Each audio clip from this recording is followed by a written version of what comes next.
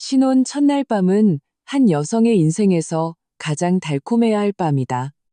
하지만 나에게 그 밤은 감히 상상조차 해본 적 없는 악몽의 시작이었다. 그날 밤 완벽하다고 믿었던 내 남편은 너무 피곤하다는 이유로 갑자기 각방을 쓰자고 했다. 그러나 불과 몇 시간 후 나는 시어머니의 방문 뒤에 숨겨진 끔찍한 비밀을 발견하고 경악을 금치 못했다. 그 비밀은 우리의 결혼 생활을 첫날부터 나락으로 떨어뜨릴 뻔했다. 신혼 첫날 밤에 대체 무슨 일이 있었던 걸까? 그 완벽했던 남자는 왜 몇 달간의 연애 기간 내내 나를 속여왔을까? 그리고 나는 무엇 때문에 이 위험천만한 길 위에서 여전히 그의 손을 잡고 나아가기로 결심했을까? 이제부터 모든 것을 이야기하려 한다. 나는 28살, 주변 친구들은 대부분 벌써 가정을 꾸린 지 오래인 나이였다. 반면 나는 여전히 작은 원룸에서 홀로 지내며 퇴근 후에는 조용히 노트북으로 인터넷 서핑을 하는 게 일상이었다. 좁은 침대에 웅크리고 누워있던 수많은 밤, 나는 내가 너무 눈이 높은 건지 아니면 평생 독신으로 살 운명인 건지 자문하곤 했다. 사실 나는 사랑에 대해 크게 몽상하는 타입은 아니었다. 대기업에서 행정직으로 일하며 아침부터 저녁까지 업무에 파묻혀 지냈다. 일이 끝나면 그저 조용히 쉬고 싶을 뿐이었다. 그렇게 세월은 흘러갔고 부모님의 결혼 압박은 날이 갈수록 거세졌다. 명절에 고향에 내려갈 때마다 나는 마치 취조를 당하는 기분이었다. 언제 남자친구 데려와서 인사시킬 거니? 너 그러다 평생 혼자 살 작정이냐? 가족의 압박은 파도처럼 내 마음을 끊임없이 두드렸다. 그러던 어느 날 어머니가 반은 서운하고 반은 재촉하는 목소리로 전화를 걸어왔다. 요즘 결혼정보회사 같은 데 등록해보는 건 어떠니? 너처럼 늦게 인연 찾는 사람이 얼마나 많은데. 나는 씁쓸하게 웃었다. 결혼정보회사라니. 지금껏 시시하다고 여겼던 것인데 결국엔 나도 시도하게 되는구나. 그래, 나에게도 기회를 한번 줘보자는 심정이었다.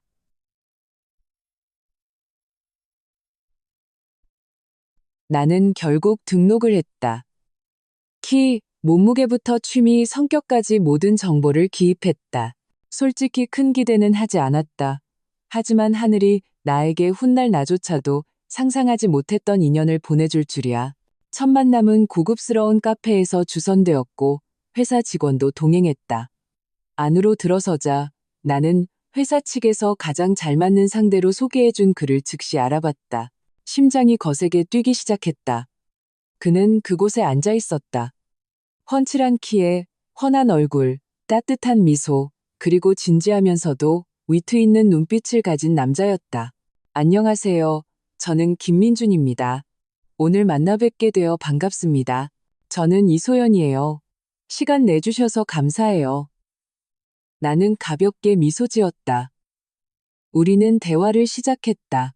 민준 씨는 나보다 몇 살 위였고 큰 회사의 영업팀장으로 일하고 있었다. 바쁜 업무에도 불구하고 그의 목소리는 더없이 부드럽고 편안했다. 그는 긴 출장 이야기와 프로젝트 때문에 밤을 새운 이야기들을 들려주었다. 나 역시 나의 외로움과 비 오는 날 처마 끝에서 떨어지는 빗소리나 들으며 누워있던 저녁들에 대해 솔직하게 털어놓았다. 우리 사이의 대화는 그렇게 거의 2시간 동안 이어졌지만 누구도 먼저 일어나고 싶어 하지 않았다. 직원이 카페 마감 시간을 알려주었을 때야 우리는 멋쩍게 서로를 보며 웃었다. 집으로 돌아오는 길에 민준 씨가 먼저 문자를 보내왔다. 우리 꼭 다시 만났으면 좋겠습니다. 우리 사이에 뭔가 아주 특별한 게 있는 것 같아요. 나는 그 메시지를 보며 가슴이 두근거렸다. 이렇게나 마음이 설렌 건 정말 오랜만이었다. 그날 이후 우리는 낭만적인 데이트를 시작했다. 민준 씨는 항상 나를 기쁘게 할 줄 알았다. 그는 우울한 월요일 아침마다 깜짝 꽃다발을 선물했다. 내가 굳이 말하지 않아도 내가 좋아하는 음식점에 데려가 주었다. 그는 항상 먼저 연락하고 내 모든 것을 세심하게 챙겨주었다. 나는 여러 번 자문했다. 이렇게 완벽한 남자가 왜 아직 혼자일까? 혹시 무언가를 숨기고 있는 건 아닐까?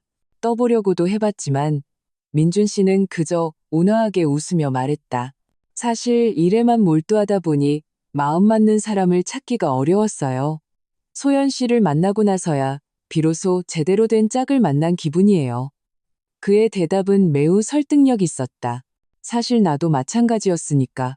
가족의 압박이 아니었다면 내가 누군가를 찾아 나섰을까? 우리의 사랑은 빠르게 진전되었다. 만난 지 딱 5개월째 되던 어느 보슬비가 내리던 저녁, 민준 씨는 작은 식당에서 갑자기 나에게 청혼했다. 소연아, 내 아내가 되어줄래? 우리 더 이상 기다리지 말자. 나는 너무 놀라 말이 막혔다. 민준 씨가 작고 반짝이는 반지를 꺼내 들었다. 식당 전체가 내 대답을 기다리며 멈춘 듯 했다. 심장이 터질 듯 뛰었고 눈시울이 뜨거워졌다. 결국 나는 그의 따뜻한 품에 안겨 조용히 고개를 끄덕일 수밖에 없었다. 모든 것이 꿈처럼 흘러갔다. 양가 부모님 모두 기뻐하셨다. 친척과 친구들 모두 우리를 보고 천생연분이라며 칭찬했다. 나는 내가 정말 세상에서 가장 운이 좋은 여자라고 생각했다. 하지만 그 운명적인 신혼 첫날 밤 이후 모든 것이 완전히 다른 방향으로 틀어지기 시작할 줄은 꿈에도 몰랐다. 그 달콤한 청혼 이후 나는 거의 행복에 잠겨 지냈다. 우리 둘 다 나이가 있었기에 더 이상 시간을 끌고 싶지 않아 결혼식을 서둘러 준비하기로 했다. 양가 모두 동의했다. 나는 새 신부의 설렘과 기대를 가득 안고 그 중요한 날을 준비하는 데 몰두했다. 결혼식은 고급 호텔에서 열렸다. 민준 씨는 청첩장부터 연애 메뉴까지 모든 세부 사항을 꼼꼼히 챙겼다. 그는 심지어 나를 위해 비밀리에 특별한 이벤트를 준비했다. 무대 조명이 꺼지자 그가 마이크를 들고 나와 나에게 달콤한 사랑 노래를 불러주었다. 식장 전체가 우레와 같은 박수 소리로 가득 찼다. 나는 그를 바라보며 멍하니 서 있었다. 감동과 놀라움이 뒤섞였다. 동화 같은 사랑을 그토록 갈망해왔는데 마침내 나도 그런 사랑을 하게 된 것이다. 기뻐? 무대에서 내려올 때 민준 씨가 속삭였다. 감동과 놀라움이 뒤섞였다. 나는 환하게 웃으며 그의 손을 꽉 잡았다. 너무 행복해. 모든 게 고마워요. 모든 것이 너무 완벽해서 가끔은 불안한 마음이 들기도 했다. 세상에 이렇게 흠없는 사랑이 어디 있단 말인가. 하지만 나는 이내 스스로를 다독였다. 너무 의심하지 말자. 어쩌면 이건 내 외로웠던 세월에 대한 보상일지도 모르니까. 결혼식이 끝나고 우리는 신혼집으로 돌아왔다. 그곳은 민준 씨가 미리 사둔 고급 아파트였다. 그는 나에게 좋은 시작을 선물하고 싶다고 했다. 시부모님도 같은 층 몇 집 건너에 사셨다. 그 말을 듣고 조금 당황했지만 나중에 아이가 생기면 어른들의 도움을 받을 수 있으니 좋다고 생각했다. 그날 저녁 모든 정리가 끝나고 나는 장미꽃으로 장식된 침실로 설레는 마음을 안고 들어갔다. 신혼 첫날 밤이지 않은가. 나는 민준 씨 이전에 누구도 사랑해 본 적이 없어 모든 감정이 설레면서도 부끄러웠다. 하지만 내가 막 잠옷으로 갈아입고 나왔을 때 민준 씨는 침대 끝에 앉아 어색하게 웃으며 나를 바라봤다. 소연아, 오늘 너무 피곤하네. 하루 종일 하객들하고 술을 마셨더니 머리가 좀 어지러워. 이 상태로 억지로 하면 첫날 밤이 완벽하지 않을 것 같아. 내가 서재방에 가서 잘게. 내일 건강할 때 보상해 줄게. 괜찮지? 나는 그 자리에 얼어붙었다. 심장이 쿵하고 내려앉았다. 신혼 첫날 밤에 각방을 쓰자니. 하지만 오늘이 첫날 밤이잖아요. 나는 실망감을 애써 누르며 중얼거렸다. 민준 씨는 내 머리를 쓰다듬으며 다정한 목소리로 말했다. 네가 기대한 거 알지만 나 정말 피곤해. 그리고 너도 낯선 곳이라 불편할 텐데 푹 자. 내 코 고는 소리 때문에 네가 잠 못 들면 안 되잖아. 나는 허탈함을 속으로 삼켰다. 그래, 하루 종일 결혼식 준비하느라 정말 피곤했을 거야. 첫날 밤부터 그를 힘들게 하지는 말자. 그럼 푹 쉬어요. 내일 우리 온전히 함께할 하루가 있으니까. 민준 씨는 미소를 지으며 내 이마에 가볍게 입을 맞추고는 베개를 들고 옆방으로 갔다. 나는 텅 빈 넓은 침대에 누워 뒤척였다. 방은 시계 초침 소리가 들릴 정도로 고요했다. 상상 속의 달콤한 행복 대신 나는 조용히 베개를 끌어안고 눈을 멀뚱멀뚱 뜨고 있었다. 혹시 경험이 없어서 나를 실망시킬까봐 걱정하는 걸까? 아니면 너무 압박감을 느끼는 걸까? 아마 그럴 거야. 나는 그를 위해 온갖 이유를 대며 스스로를 위로했다. 새벽 1시가 넘어 내가 막 잠과 현실의 경계에서 헤맬 때쯤 시어머니 방에서 이상한 소리가 들려왔다. 쿵쿵거리는 소리, 마치 무언가 바닥에 떨어지는 소리와 함께 긴장된 속삭임이 들렸다. 나는 깜짝 놀라 벌떡 일어났다. 심장이 미친 듯이 뛰었다. 이 깊은 밤에 시어머니 방에서 저런 큰 소리가 나다니 어머니께 무슨 일이라도 생긴 걸까? 아니면 도둑이라도 든 걸까? 나는 살금살금 침대에서 내려와 복도로 나갔다. 희미한 무드등이 내 그림자를 벽에 길게 드리웠다. 나는 시어머니 방문에 귀를 바짝 댔다. 거친 숨소리, 바닥에서 무언가 긁히고 부딪히는 소리, 들을수록 불안감이 커졌다. 호기심을 참지 못하고 나는 조심스럽게 문고리를 돌렸다. 문은 잠겨있지 않았다. 문이 천천히 열렸다. 그 순간 나는 온몸에 힘이 빠지는 것을 느꼈다. 희미한 불빛 아래 내 남편 민준 씨가 바닥에서 심하게 경련을 일으키고 있었다. 온몸이 꼭두각시처럼 뒤틀리고 있었다. 입에서는 하얀 거품이 흘러나왔고 눈은 뒤집혀 있었다. 시어머니는 그의 옆에 앉아 그를 붙잡으며 중얼거리고 있었다. 힘내, 아가, 엄마가 여기 있어. 엄마가 여기 있단다. 심호흡해, 진정하렴, 아들아. 나는 그 자리에 얼어붙었다. 다리가 풀려서 있을 수조차 없었고 머릿속이 아찔했다. 세상에 대체 무슨 일이 벌어지고 있는 거지? 나는 눈앞의 광경에 돌처럼 굳어버렸다. 불과 몇 시간 전 결혼식장에서 내 손을 잡고 노래를 불러주던 남편이 지금은 바닥에서 발작하며 몸부림치고 있었다. 그의 이를 가는 소리가 섬뜩하게 들렸고 손은 통제 불가능하게 떨리고 있었다. 시어머니는 여전히 그의 곁을 지키고 있었다. 긴장된 표정이었지만 이 일에 아주 익숙한 듯 매우 능숙해 보였다. 어머니, 이게 무슨 일이에요? 나는 갈라지는 목소리로 물었다. 시어머니는 깜짝 놀라 돌아봤다. 당황한 기색이 역력했지만 이내 평정을 되찾고 나를 안심시키려는 목소리로 말했다. 소연아, 너 여긴 어쩐 일이니? 방으로 돌아가렴. 엄마가 알아서 할 수 있어. 하지만 민준 씨 왜 저러는 거예요? 왜 저렇게 경련을 일으키는 거냐고요? 어머니, 제발 말씀해 주세요. 나는 거의 울부짖었다. 시어머니는 바로 대답하지 않았다. 그녀는 그저 민준 씨의 손을 계속 꽉 잡으며 마치 어린아이를 달래듯 아들을 달랬다. 착하지, 이제 거의 다 끝났어. 불과 몇 분 후 민준 씨의 경련이 점차 잦아들었다.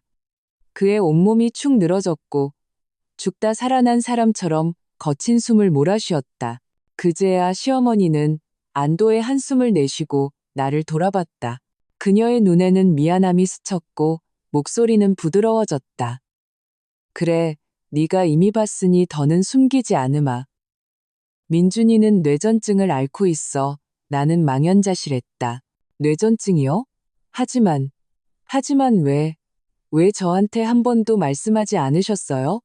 왜 두 분 다 저한테 이 사실을 숨기신 거예요? 내 목소리는 분노와 극도의 혼란으로 갈라져 나왔다. 시어머니는 몇 초간 침묵하더니 한숨을 쉬었다. 민준이가 어릴 때부터 앓던 병이야. 몇 년을 치료받았지만 낫질 않았어. 어릴 땐 일주일에 한 번씩 발작을 했지. 최근 몇 년간은 며칠에 한 번씩 재발했지만 평소에는 보통 사람처럼 일하고 생활해. 발작할 때만 저럴 뿐이야. 나는 바닥에 무력하게 누워있는 남편을 망연히 바라봤다. 머릿속은 혼돈으로 가득 찼다. 그럼 그 모든 데이트, 그가 선물을 주고 내 손을 잡고 안아주었던 모든 순간은 그가 건강할 때였고 이 끔찍한 병은 철저히 숨겨왔다는 말인가. 그런데 왜 저를 속이셨어요? 나는 울음을 터뜨렸다. 결혼하기 전에 알 권리가 있었잖아요. 시어머니는 내 손을 꽉 잡았다. 그녀의 눈에도 눈물이 고였다. 소연아, 말하고 싶지 않아서가 아니었어. 하지만 너 이전에 몇몇 아가씨들이 이 사실을 알고는 떠나버렸단다. 사람들이 무서워했어. 엄마도 네가 그럴까봐 무서워서 민준이랑 상의했단다. 일단 결혼하고 나서 말하자고. 나는 할 말을 잃었다. 결국 그들은 처음부터 이렇게 계획했던 것이다. 내 맹목적인 사랑을 이용해 진실을 숨겼다. 그리고 오늘 밤 내가 남편이라는 사람을 채 다 알기도 전인 신혼 첫날 밤에 모든 것이 청천벽력처럼 내 머리 위로 쏟아져 내렸다. 온몸이 부들부들 떨렸다. 나는 바닥에 주저앉아 통제할 수 없이 눈물을 쏟아냈다. 어떻게 그럴 수가 있어요? 어떻게 저를 이렇게 속일 수가 있어요? 시어머니는 급히 내 옆에 앉았다. 그녀의 목소리는 메어 있었다. 소연아, 민준이는 널 진심으로 사랑해. 네가 그의 마지막 희망이었어. 다른 여자들처럼 흠잡거나 차별하지 않을 유일한 사람이 너였단다. 널 잃을까봐, 또다시 버림받을까봐 너무 두려워했어. 나는 두 손에 얼굴을 묻었다. 머리가 터질 듯이 혼란스러웠다. 진심으로 사랑한다고? 그럼 우리 사이의 신뢰는 어디에 있는가? 처음부터 이런 끔찍한 비밀이 있었던 결혼 생활에서 나는 대체 무엇을 믿어야 하는가? 내 안의 모든 감정이 뒤엉켰다. 고통, 실망, 분노, 연민, 모든 것이 나를 옥죄었다. 고개를 들어 민준 씨를 보니 그도 눈을 뜨고 있었다. 지친 눈빛이 나를 무력하게 바라보고 있었다. 소연아, 미안해. 말하면 너도 다른 사람들처럼 날 떠날까봐 무서웠어. 나는 입술을 깨물었다. 목이 메어왔다. 나는 그저 자리에서 일어나 비틀거리며 그 숨막히는 방을 등지고 나왔다. 나는 공기가 필요했다. 내 정신이 산산조각 나기 전에 이 혼돈에서 벗어나야 했다. 나는 베란다로 뛰쳐나갔다. 한밤중에 차가운 공기가 가슴속의 답답함을 씻어내는 듯했다. 머리는 어지럽고 손발은 통제되지 않았다. 내가 믿었던 모든 것, 꿈꿔왔던 모든 것, 행운이라 여겼던 모든 것이 이제 보니 처음부터 계획된 완벽한 연극에 불과했다. 방 안에서는 시어머니가 민준 씨를 부드럽게 달래는 소리가 들려왔다. 착하지, 다 괜찮아질 거야. 엄마가 소연이랑 얘기해 볼게. 그 말은 나를 더욱 숨막히게 했다. 괜찮아진다고? 어떻게 괜찮아질 수 있단 말인가? 그들은 나를 속이고 중병을 앓는 사람과의 결혼으로 나를 밀어넣었다. 내가 그들 눈에는 무엇이었을까? 순진해서 조종하기 쉬운 사람? 그들 가문의 체면을 지켜줄 방패? 나는 오랫동안 멍하니 서 있었다. 밤바람이 얼굴을 차갑게 때렸지만 머리는 여전히 뜨거웠다. 마침내 등 뒤의 문이 조심스럽게 열렸다. 시어머니였다. 그녀는 살금살금 다가와 작은 목소리로 말했다. 소연아, 진정하고 엄마 말 좀 들어줄 수 있겠니? 나는 두 손을 꽉 쥐고 목구멍에 걸린 울음을 삼켰다. 저 지금 아주 침착해요. 두 분이 그동안 저한테 숨겨오셨던 모든 진실을 들을 만큼 침착하다고요. 시어머니는 한숨을 쉬었다. 그녀의 눈에 눈물이 글썽였다. 소연아, 미안하다. 일이 네가 생각하는 것처럼 간단하지가 않아. 나도 엄마야. 널 속이고 싶지 않았어. 하지만 그때 내가 사실대로 말했다면 네가 민준이 곁에 남아있을 거라고 장담할 수 있었겠니? 나는 침묵했다. 정말 그랬다. 만약 첫 만남에서 민준 씨가 뇌전증이 있다고 말했다면 나 역시 두려워서 물러섰을 것이다. 하지만 그건 내 선택의 권리이지 않은가? 왜 그들은 그 선택의 기회마저 빼앗아갔을까? 시어머니는 천천히 갈라지는 목소리로 이야기를 시작했다. 민준이는 겨우 5살 때부터 이 병을 앓았어. 그때 우리 가족은 온갖 곳을 다니며 치료하느라 정말 힘들었지. 어떤 사람은 신경계 문제라고 하고 어떤 사람은 집안의 업보라고도 했어. 비슷한 병을 앓던 많은 아이들이 목숨을 잃었지만 그 애가 오늘까지 살아있는 것만으로도 큰 행운이란다. 나는 가슴이 미어지는 것을 느꼈다. 그 밝은 미소와 성공적인 외모 뒤에 민준 씨에게는 그토록 어두운 유년 시절이 있었구나. 하지만 어떻게 학교도 다니고 직장 생활도 정상적으로 할 수 있었던 거죠? 나는 목이 메어 물었다. 시어머니는 한숨을 쉬었다. 어릴 때부터 스스로를 통제하는 법을 가르쳤고 매일 훈련했어. 약도 도움이 돼서 겉보기엔 아무도 모르지만 그 애는 여전히 두려움 속에서 살아야 했지. 발작할 때마다 목숨을 건 도박을 하는 것과 같았어. 나도 무서웠다. 그 애가 평생 외롭게 살까봐, 아무도 그 애를 받아주지 않을까봐 무서웠어. 나는 계단에 주저앉아 두 손으로 얼굴을 감쌌다. 내 마음은 속았다는 분노와 민준 씨에 대한 연민 사이에서 갈피를 잡지 못했다.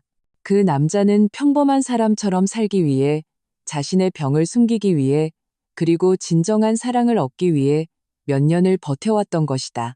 시어머니는 내 옆에 앉아 내 손을 가볍게 잡았다. 그녀의 눈물은 멈추지 않았다. 소연아, 네가 그 애의 마지막 기회야. 욕을 해도 좋고 원망해도 좋아. 하지만 제발 지금 이 순간에 그 애를 버리지는 말아다오. 지금 네가 등 돌리면 그 애는 견디지 못할 거야. 나는 그녀를 바라보며 목이 메어 아무 말도 할 수 없었다. 목에 돌덩이가 걸린 것 같았다. 나는 냉혈한이 아니었다. 나는 민준 씨를 사랑했다. 적어도 이 비밀을 알기 전까지는. 하지만 어떻게 용서해야 할까? 어디서부터 다시 시작해야 할까? 이 노골적인 배신감을 어떻게 극복해야 할까? 바로 그때 민준 씨의 방문이 조심스럽게 열렸다. 그는 지친 눈빛, 창백한 얼굴로 나를 애원하듯 바라보며 서 있었다. 소연아, 제발 나한테 기회를 한 번만 줘. 부탁이야. 그의 목소리는 쉬어 있었고 눈에는 눈물이 가득했다. 내 심장이 아프게 조여왔다. 하지만 바로 그 순간 나는 한 걸음 뒤로 물러서며 속삭였다. 지금은 대답할 수 없어요. 그리고 나는 등을 돌려 그 숨막히는 곳을 벗어나 침실로 빠르게 걸어갔다. 심장은 미친 듯이 뛰었고 마음은 온통 혼란스러웠다. 내 신혼 첫날 밤은 내 인생에서 가장 고통스러운 밤이 되어버렸다. 나는 넓은 침대에 몸을 웅크리고 누워 멍하니 천장을 바라봤다. 희미한 무드등은 공간을 더욱 차갑게 만들었다. 신혼 첫날 밤은 내 인생에서 가장 달콤하고 따뜻한 밤이어야 했다. 그런데 그것은 악몽이 되어버렸다. 머릿속에서는 모순된 질문들이 끊임없이 맴돌았다. 그는 나를 진심으로 사랑하는 걸까? 아니면 내 순진한 사랑을 이용하고 있는 걸까? 시어머니는 정말 아들을 아끼는 걸까? 아니면 나를 그들 가족의 방패막이로 삼으려는 걸까? 눈물이 다시 흘러내렸다. 사실 나는 여전히 민준 씨를 사랑했다. 그 남자는 지난 몇 달간 늘 다정하고 진실했다. 하지만 속았다는 느낌이 나를 가장 고통스럽게 했다. 그들이 숨긴 진실은 그 아름다웠던 사랑을 뒤틀리게 만들었다. 탁자 위 휴대폰이 울렸다. 민준 씨의 메시지였다. 미안해, 화내지 마. 너에 대한 내 사랑을 증명할 기회를 줘. 나는 휴대폰을 침대 위로 던져버렸다. 증명? 지난 몇 달간 진실을 철저히 숨긴 채 지내는 게 얼마나 고통스러운지 알기나 해? 또 다른 메시지가 왔다. 못 믿겠으면 너랑 같이 다시 검사받으러 갈게. 네가 곁에만 있어준다면 뭐든지 다 할게. 나는 눈을 감았다. 눈물이 걷잡을 수 없이 흘러나왔다. 문 밖에서는 시어머니가 안절부절못하며 서성이는 발소리가 들렸고 가끔 한숨소리도 들렸다. 아무도 감히 문을 두드려 나를 방해하지 않았다. 그날 밤 나는 한숨도 잘 수 없었다. 머릿속은 수백 개의 바늘로 찔리는 듯했다. 사랑, 신뢰, 존경에서 이제는 실망, 분노, 혼란으로 바뀌었다. 이렇게나 나약한 내 자신을 본 적이 없었다. 다음 날 아침 햇살이 커튼 틈으로 비집고 들어올 때도 나는 여전히 텅 빈 채로 누워 있었다. 한참 후 조심스러운 노크 소리가 들렸다. 시어머니였다. 소연아, 일어나서 뭐라도 좀 먹으렴. 어젯밤부터 아무것도 못 먹었잖니. 그녀의 목소리에는 걱정이 가득했다. 나는 천천히 일어나 문을 열었다. 그녀의 눈은 퉁퉁 부어 있었다. 분명 밤새 잠 못 이루셨을 것이다. 미안하다, 얘야. 그녀는 목이 메어 말했다. 내 화를 풀어주기 위해 뭘 해야 할지 모르겠구나. 하지만 민준이는 널 정말 사랑해. 소연아. 나는 침묵했다. 시어머니는 계속했다. 네가 원한다면 오늘 내가 두 사람을 큰 병원에 데려가서 종합검사를 받게 해줄게. 모든 결과는 네가 다 가져도 좋아. 더 이상 숨기고 싶지 않아. 네가 곁에만 있어준다면. 나는 씁쓸하게 비웃었다. 왜 이제야 솔직해지시는 거죠? 왜 제가 이 결혼에 발을 들여놓기 전이 아니었던 거죠? 시어머니는 고개를 숙인 채 말이 없었다. 나는 그녀의 손이 가늘게 떨리는 것을 보았다.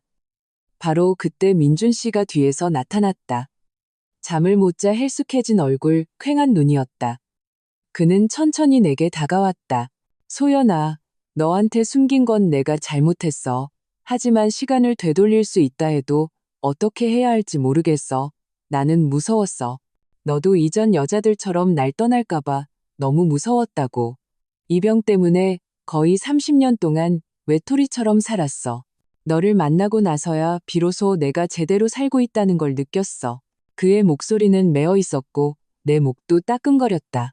그럼 내 기분은 생각해 봤어요? 내가 물었다. 내 사랑을 도박처럼 여기셨나요? 왜 처음부터 나를 믿어주지 않았어요? 몇 달 동안 나를 환상 속에 살게 해놓고 이제 와서 가장 끔찍한 방식으로 모든 걸 알게 한 이유가 뭐예요? 민준 씨는 내 앞에 무릎을 꿇었다. 그의 눈은 붉게 충혈되어 있었다. 용서해줘. 소연아, 널 진심으로 사랑해. 맹세코 너 말고는 아무도 없어. 제발 날 버리지 마. 눈물이 쏟아져 나왔다. 가슴이 찢어질 듯 아팠다. 이런 상황 앞에서 나는 마치 두 쪽으로 갈라지는 기분이었다. 한쪽은 배신과 거짓말, 다른 한쪽은 그의 절망적인 진심 어린 사랑. 시어머니가 목맨 소리로 말을 이었다. 소연아, 내가 널 남처럼 생각한다고 여기지 마라. 정말 널 아끼지 않았다면 이렇게 애원하지도 않았을 거야. 하지만 지금 네가 견디지 못한다 해도 이해한다. 감히 널 원망하지 못해? 나는 늘 강하고 꼼꼼하고 빈틈없던 시어머니가 처음으로 그렇게나 비참한 눈빛으로 나에게 간청하는 것을 보았다. 그녀는 병든 자식을 곁에서 몇 년이나 지켜보며 그가 발작하며 몸부림치는 것을 무력하게 지켜봐야 했다. 아마도 그녀는 아들이 평범한 삶을 살기를 바라는 마음에 어떤 희미한 희망이라도 붙잡을 만큼 지쳐 있었을 것이다. 나는 의자에 앉아 두 손에 얼굴을 묻었다. 마음이 돌덩이를 짊어진 듯 무거웠다. 나는 시간이 필요했다. 정말로 시간이 필요했다. 그 무거운 아침 식사 후에 나는 마침내 민준 씨와 함께 병원에 가서 건강 상태를 다시 확인하기로 동의했다. 아마도 내 마음 한구석에는 여전히 희미한 희망이 남아 있었을 것이다. 만약 그의 병이 정말 통제 가능하고 치료할 수 있다면 어쩌면 우리에게 다시 한번 기회를 줄 수 있을지도 모른다고. 시어머니가 모든 것을 준비했다. 그녀는 평판이 좋은 큰 대학병원을 선택했고 가장 유능한 신경과 전문의에게 예약을 잡았다. 가는 내내 차 안의 공기는 숨막힐 정도로 무거웠다. 민준 씨는 내 손을 가볍게 잡았고 눈빛은 애처로웠다. 나는 그저 창밖을 바라보며 침묵을 지켰고 누구와도 눈을 마주치지 않았다. 병원에 도착하자 민준 씨는 MRI 촬영, 뇌파 검사, 신경기능 검사 등 온갖 검사를 받았다. 모든 것은 순조롭게 진행되었지만 우리 세 사람 사이의 공기는 여전히 가슴을 짓누르는 돌덩이처럼 무거웠다. 몇 시간을 기다린 끝에 마침내 흰 가운을 입은 나이든 의사가 상담실로 들어왔다. 그의 손에는 결과지 뭉치가 들려 있었다. 그는 우리를 보고 미소를 지으며 말했다. 결과가 나왔습니다. 모두 앉으시죠. 우리는 긴장한 채로 그와 마주 앉았다. 민준 씨는 내 손을 더 꽉 잡았다. 의사는 천천히 서류를 넘기며 차분하게 말했다. 우선 민준 씨의 상태는 만성 뇌전증이 맞습니다. 하지만 제가 우려하는 것은 그 이면에 있는 원인입니다. 내 심장이 거세게 뛰었다. 시어머니도 살짝 놀란 듯했다. 그게 무슨 말씀이시죠? 의사 선생님? 의사는 안경을 고쳤으며 목소리를 낮췄다.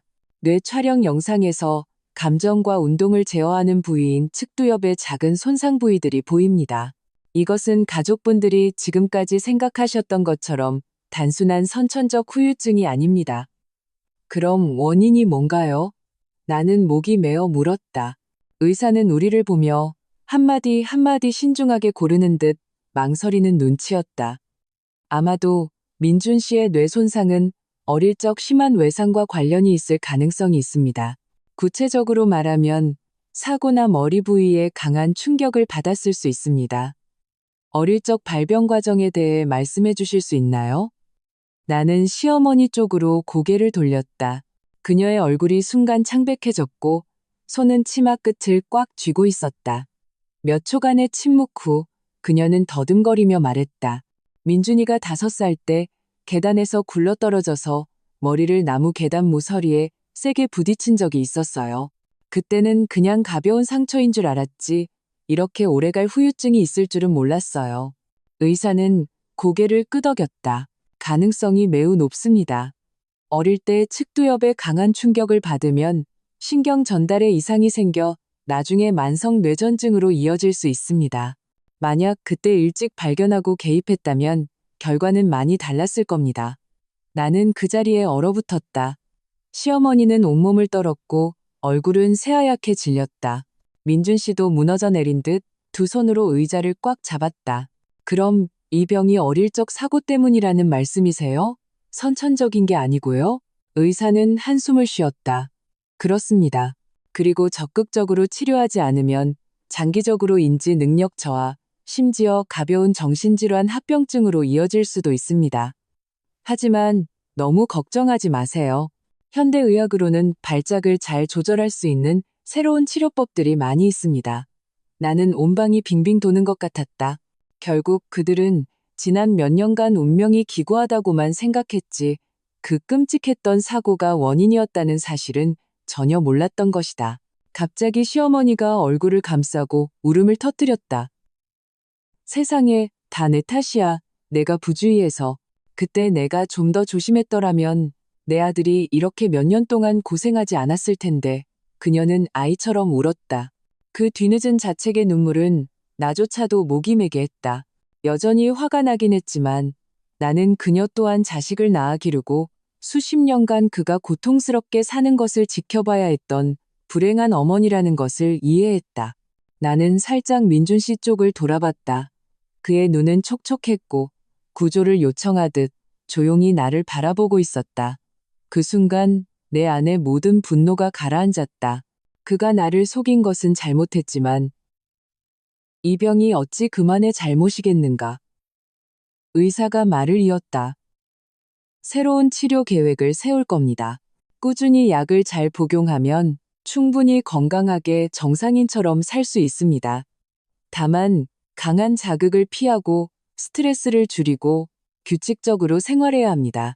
하지만 가장 중요한 것은 그의 곁에 함께해줄 동반자가 필요하다는 겁니다. 그 마지막 말을 할 때 그의 시선은 정확히 나를 향했다.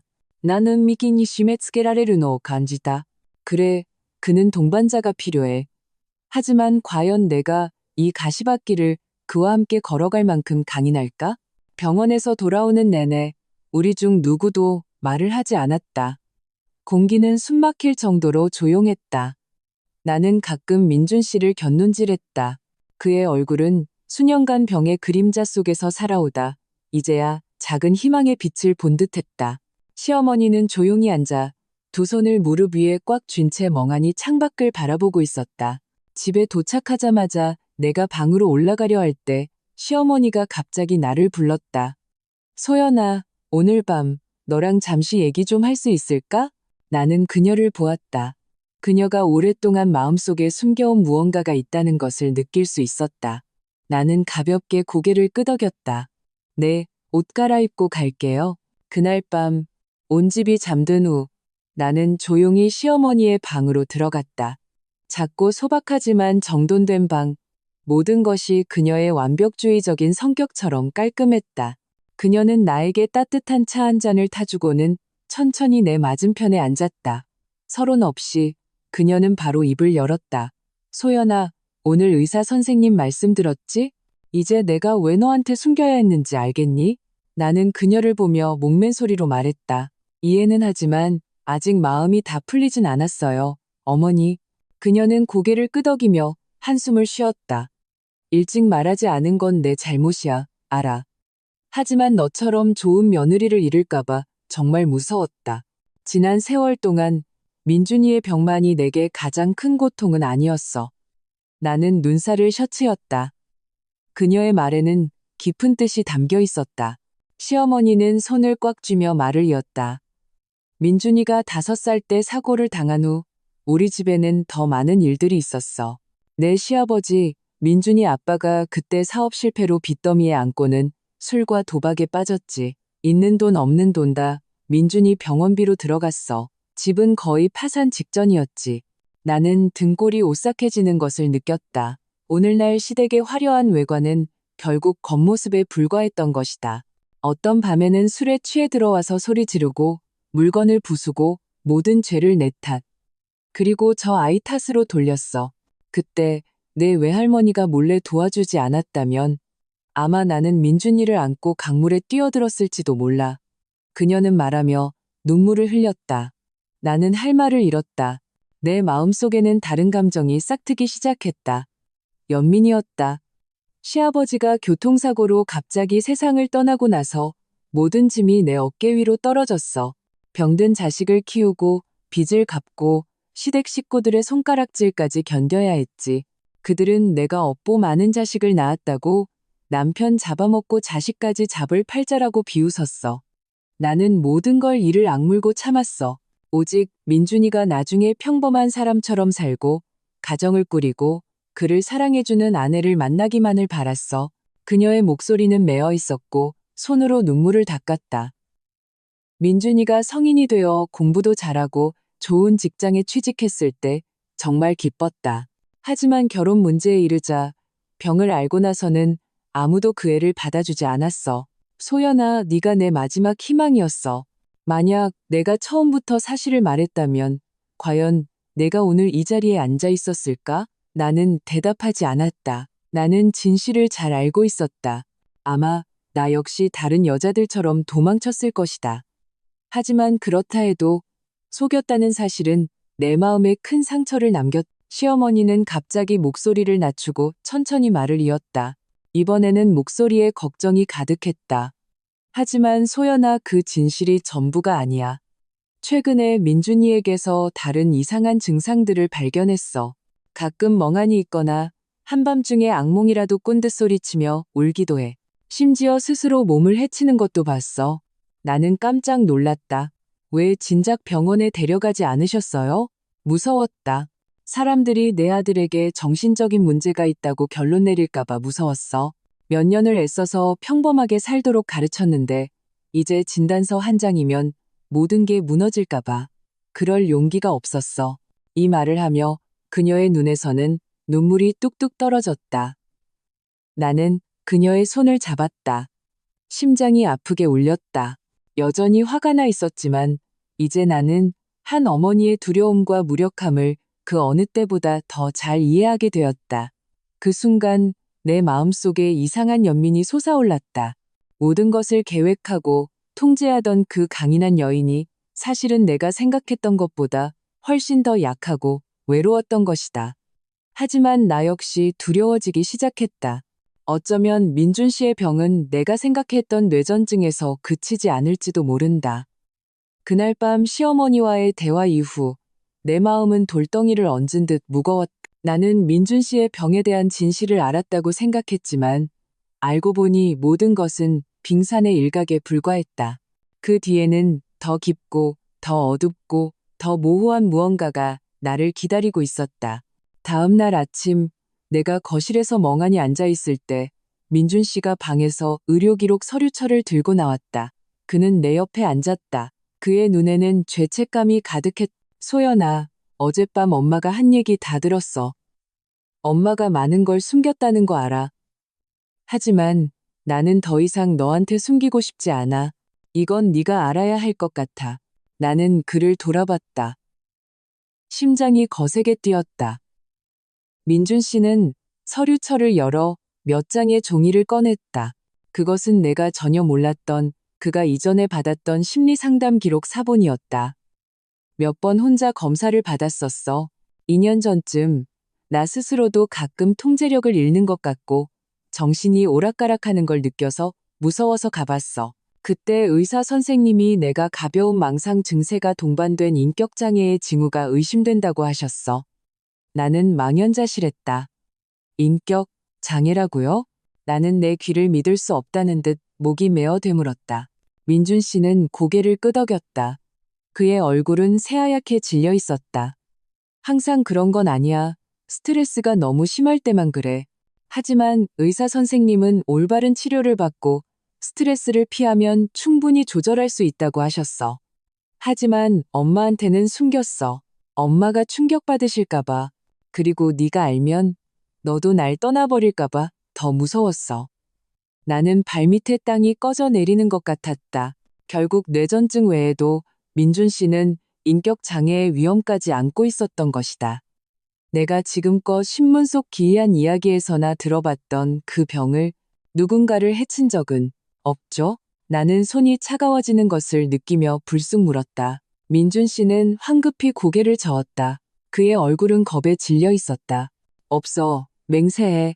그냥 망상에 빠질 때 나 자신을 해칠 뿐이야. 한 번은 누군가 나를 미행한다고 생각한 적도 있지만 그게 환각이라는 걸 알고는 통제할 수 있었어. 소연아, 정말이야. 맹세해. 나는 의자에 몸을 기댔다. 머리가 어지러웠다. 그 달콤했던 연애 시절, 그중 얼마나 많은 부분이 거짓된 통제였을까. 그가 나에게 보여준 미소 중 얼마나 많은 것이 진짜였을까. 나는 이제 무엇을 믿을 수 있을까. 그때 시어머니도 들어오셨다. 그녀는 내 손에 들린 진료 기록을 보고 얼굴이 창백해졌다.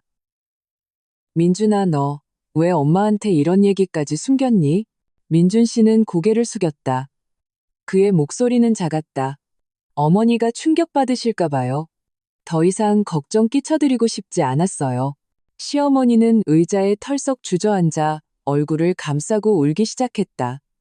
세상에, 내가 얼마나 어리석었는지 이제야 알겠다. 몇 년 동안 뇌전증만 숨기려고 전전긍긍했지. 내 아들이 그보다 몇 배는 더 고통받고 있었다는 건 까맣게 몰랐구나.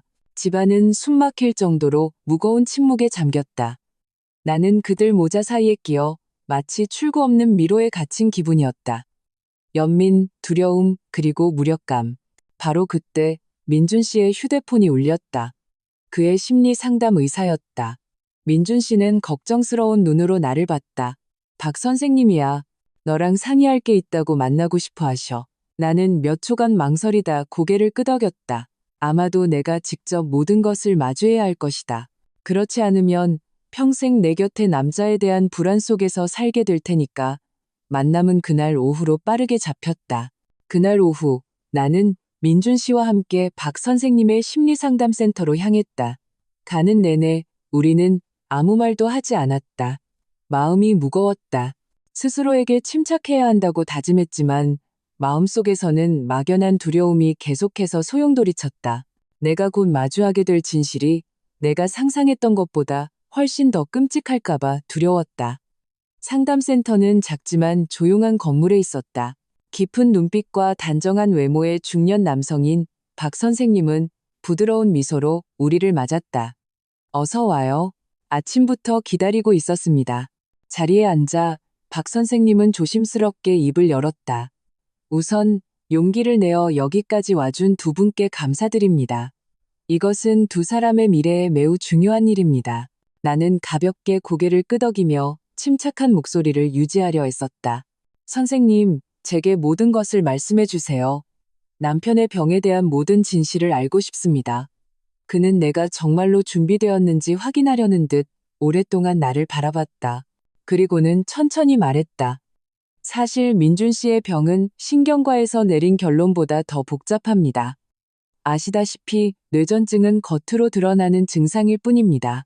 제가 더 걱정하는 것은 민준 씨에게서 해리성 인격장애의 징후가 뚜렷하게 보인다는 점입니다. 나는 그 자리에 얼어붙었다. 해리성 인격장애요? 의사는 고개를 끄덕였다. 그렇습니다.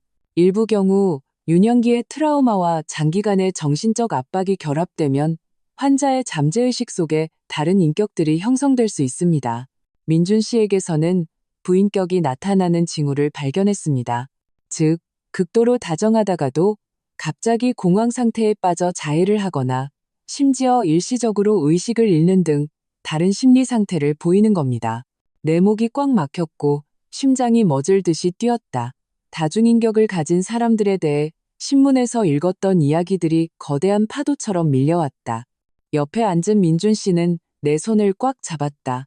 소연아, 하지만 난 한 번도 누구를 해친 적 없어. 정말 통제할 수 있어. 박 선생님은 부드러운 목소리로 위로했다. 맞아요. 현재로서는 대부분의 시간을 잘 통제하고 있습니다.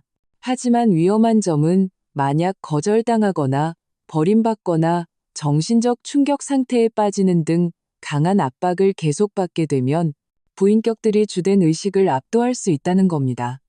나는 목이 메었다.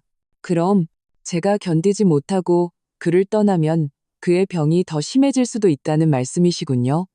그렇습니다. 의사는 한숨을 쉬었다. 바로 그 때문에 오늘 제가 두 분을 오시라고 한 겁니다. 압박을 주려는 것이 아니라 실제 상황을 명확히 이해시켜드리고 싶어서요. 소연 씨가 계속할지 멈출지를 선택하는 것이 민준 씨의 심리적 안정에 매우 큰 영향을 미칠 겁니다. 나는 머리를 감싸 쥐었다. 눈물이 쏟아져 나왔다. 거대한 산이 내 위로 무너져 내리는 기분이었다. 우리의 결혼은 더 이상 서로 사랑하는 두 사람 사이의 문제가 아니었다. 그것은 그의 내면에 잠재된 무서운 병과의 도박이었다. 의사는 계속했다. 하지만 이 병이 치료 불가능한 것은 아니라는 점을 기억하세요.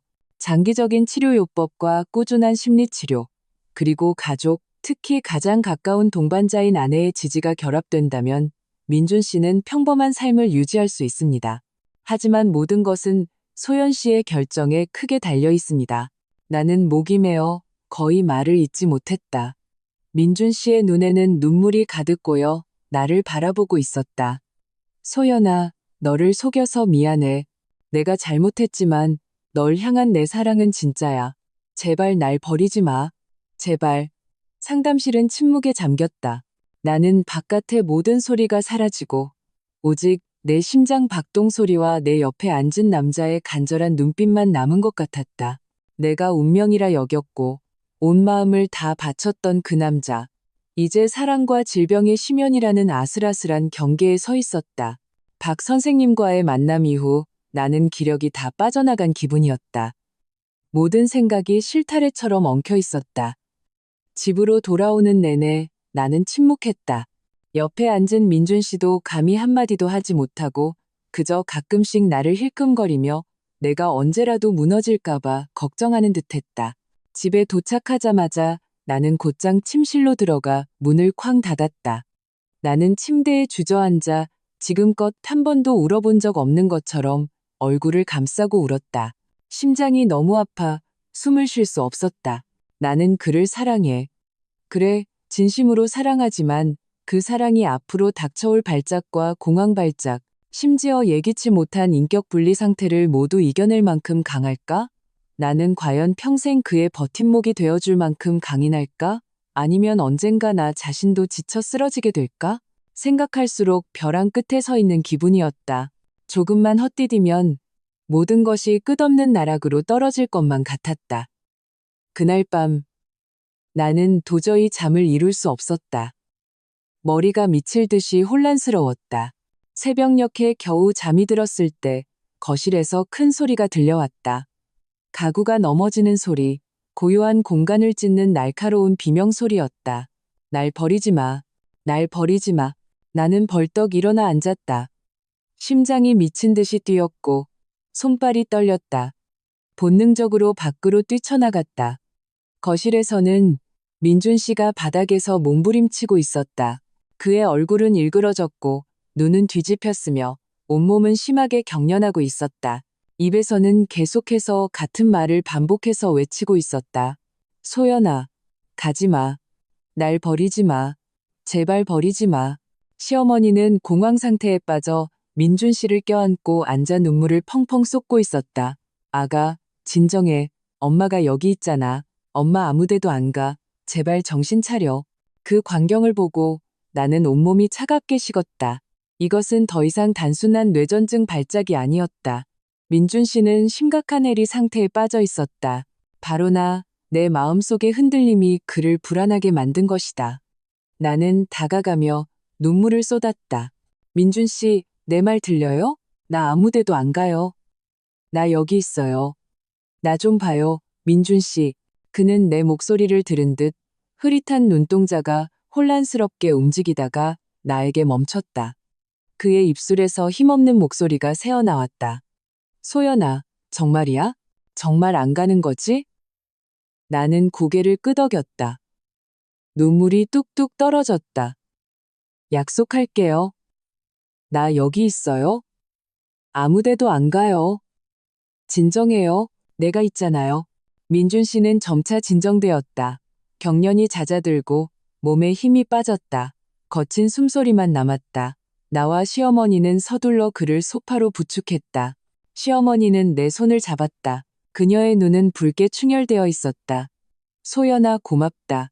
네가 아니었으면 오늘 밤 엄마는 저 애를 잃었을지도 몰라. 나는 민준 씨를 꽉 껴안았다. 그 순간 나는 그를 놓을 수 없다는 것을 깨달았다. 나는 그를 사랑했다.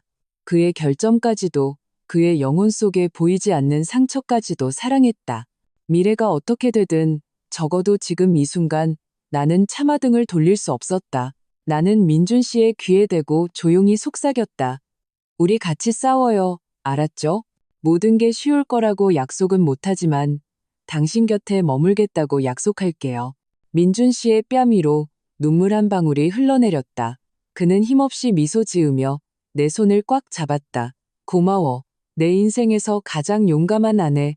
그날 밤 이후 나는 긴 꿈에서 깨어난 것 같았다. 나는 더 이상 혼란과 두려움 속에서 괴로워하며 앉아있지 않았다. 내 결정은 분명해졌다. 사랑하기로 했다면 용감하게 남편의 손을 잡아야 했다. 앞길이 아무리 험난할지라도, 그리고 나 자신이 그 길을 끝까지 걸어갈 만큼 강인할지 아직 알 수 없을지라도, 바로 다음 날 아침 나는 박 선생님께 다시 연락해 약속을 잡았다. 이번에는 나 혼자였다. 박 선생님은 나를 보며 눈빛이 한결 부드러워진 듯했다. 소연 씨, 여기까지 오기로 결심해 주셔서 정말 기쁩니다. 나는 허리를 꼿꼿이 세웠다. 선생님, 남편과 함께 진지하게 치료받고 싶습니다. 하지만 그를 돕기 위해 제가 무엇을 해야 하는지, 그리고 저 자신이 중간에 쓰러지지 않기 위해 어떻게 해야 하는지 선생님의 도움이 필요합니다. 박 선생님은 마치 이 말을 오랫동안 기다렸다는 듯이 미소 지으며 고개를 끄덕였다. 소연 씨의 결정이 민준 씨에게는 가장 큰 약이 될 겁니다. 해리성 장애를 앓는 환자에게는 항상 굳건한 정신적 지지대가 필요하거든요. 하지만 모든 것을 장밋빛으로 포장해서 당신에게 환상을 심어주지는 않겠습니다. 이 여정은 매우 길 겁니다. 민준 씨가 약해지는 모습, 재발하는 순간, 심지어 갑작스러운 위기 상황들을 목격하게 될 겁니다. 나는 고개를 끄덕였다. 손을 가볍게 쥐었다. 진실을 들을 준비가 되어 있어요. 전부 말씀해 주세요. 박 선생님은 계속했다. 가장 중요한 것은 꾸준한 심리 안정요법입니다. 민준 씨는 적어도 앞으로 몇 년간은 정기적으로 치료를 받아야 합니다. 또한 당신은 부인격이 우위를 점하려는 초기 징후들을 알아채는 법을 배워야 제때 개입할 수 있습니다. 생활 습관, 업무 강도, 수면 패턴 등 모든 것을 철저히 조절해야 합니다. 나는 한마디 한마디를 기억했다. 그때 의사는 내 손에 또 다른 서류 뭉치를 쥐어주었다. 이것은 해리성 다중인격 환자와 함께하는 부부를 위한 지원 안내서입니다. 꼼꼼히 읽어보길 바랍니다. 당신이 겪을 수 있는 상황들이 담겨 있습니다. 잘 알고 있으면 마주했을 때 더 침착하게 대처할 수 있을 겁니다. 나는 그 서류를 받아들었다. 눈에 눈물이 고이기 시작했다. 그리고 한 가지 더. 박 선생님은 살짝 미소 지었다. 자기 자신을 돌보는 것을 잊지 말아요. 치유가 필요한 건 민준 씨뿐만이 아니라고 생각하세요. 이 여정에서 당신도 상처받고 지치고 포기하고 싶을 때가 있을 겁니다. 하지만 스스로를 치유하는 법을 안다면 더 큰 힘을 얻게 될 겁니다. 쉴 수 있도록 올 수 있도록, 필요할 때는 심리적 지원을 찾을 수 있도록 스스로에게 허락하세요. 나는 그 말을 듣고 목이 메는 것을 느꼈다. 그동안 나는 그저 노력하고 사랑하고 희생하면 충분하다고 생각했다. 알고 보니 나 같은 동반자 역시 심리적 돌봄이 필요했던 것이다. 돌아오는 길, 내 손에는 두꺼운 서류 뭉치가, 마음속에는 온갖 감정이 뒤섞여 있었다. 하지만 적어도 더 이상 어둠 속을 걷는 기분은 아니었다. 나는 민준 씨를 더 자세히 관찰하는 법을 배우기 시작했다. 표정 하나, 작은 몸짓 하나까지 나는 인내심을 갖고 그가 의사의 지시에 따라 치료 운동을 하도록 도왔다. 우리 부부는 매주 박 선생님을 만났다. 시어머니도 점차 변하셨다. 그녀는 더 이상 모든 것을 숨기려 조급해하지 않고 나와 함께 아들의 병에 맞서는 법을 배웠다. 심지어 민준 씨의 심리적 변화를 더 잘 이해하기 위해 가족 치료 세션에 자발적으로 참여하기도 했다. 나는 매일 민준 씨에게서 작은 변화들을 보았다. 더 깊이 잠드는 밤, 더 즐겁게 출근하는 날들, 감정 조절 연습을 마칠 때마다 나를 꽉 안아주는 그의 품. 하지만 나는 모든 것이 이제 막 시작되었다는 것을 잘 알고 있었다. 어느덧 그 운명적인 신혼 첫날 밤으로부터 1년이 넘게 흘렀다. 돌이켜볼 때마다 나는 여전히 극적이고 예측 불가능하며 고통스러웠던 한 편의 영화를 다시 보는 기분이다. 하지만 그 끔찍했던 시간들이야말로 진정한 사랑이 무엇을 의미하는지 깨닫게 해준 날들이었다. 민준 씨는 이제 훨씬 안정되었다. 발작은 드물어졌고 공황 발작이나 통제 불능 상태는 거의 나타나지 않았다.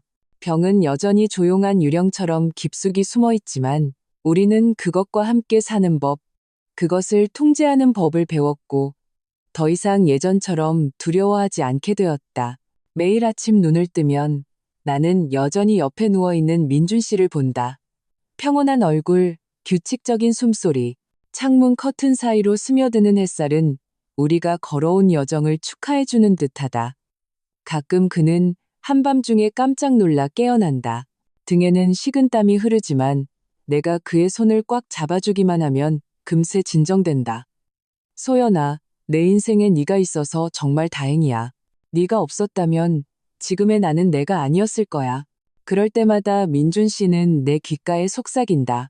나는 그저 미소 지으며 그의 가슴에 얼굴을 묻는다. 우리가 서로에게 행운인 거죠?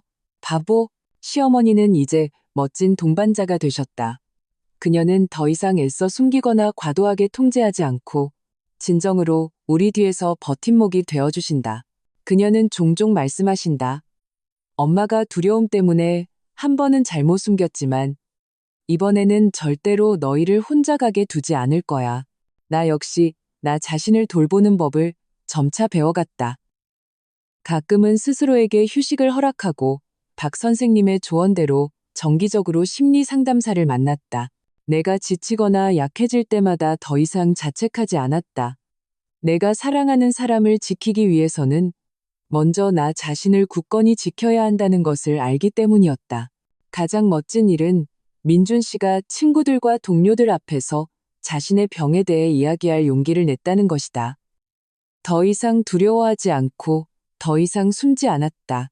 그는 자신의 노력과 진실을 마주한 용기 때문에 공감과 존경을 받았다. 민준 씨가 전 회사 직원들 앞에서 처음으로 자신의 병에 대해 공개적으로 이야기하는 것을 본 날 나는 눈물을 흘렸다. 제 삶은 한때 어둠이었습니다. 하지만 진심으로 사랑하는 사람이 곁에 있을 때 빛은 항상 찾아온다는 것을 배웠습니다. 제 아내가 바로 그 빛입니다. 나는 객석 아래에 서서 눈물을 흘렸다. 나는 그날 그의 손을 잡기로 한 내 결정이 틀리지 않았다는 것을 알았다. 나의 결혼 생활은 다른 누구와도 같지 않다. 그것은 동화처럼 달콤하고 완벽하지도 다른 평범한 부부들처럼 평온하지도 않다. 하지만 그것은 증명하기에 충분히 깊고 충분히 강인했다. 때로 사랑이란 완벽한 사람을 찾는 것이 아니라 불완전한 사람을 찾아 두 사람이 함께 치유할 준비가 되어 있는 것이다. 행복은 때로 그렇게 단순한 것이다. 여러분, 인생에서 완벽한 사람은 아무도 없습니다. 누구나 마음 깊숙한 곳에 숨겨둔 어두운 구석과 깊은 상처를 가지고 있습니다. 하지만 행복은 완벽한 사람을 찾는 데 있는 것이 아니라 그 모든 결점들을 함께 극복해 나갈 준비가 된 사람을 찾는 데 있습니다. 진정한 사랑은 장미꽃만 가득한 날들이 아니라 적나라한 진실을 마주하고 두려움과 질병, 상처를 마주하면서도 서로의 손을 놓지 않는 순간들입니다. 내가 남기로 선택한 것은 동정심 때문도 강요 때문도 아니었습니다. 우리가 함께 뿌린 사랑을 믿었기 때문입니다. 그리고 가장 힘들었던 그 시간들 속에서 나는 비로소 한 사람을 사랑한다는 것이 그 사람이 완벽하기를 요구하는 것이 아니라 그의 결점까지도 사랑하고 함께 치유하고 함께 성장할 준비가 되어 있다는 것임을 진정으로 이해하게 되었습니다.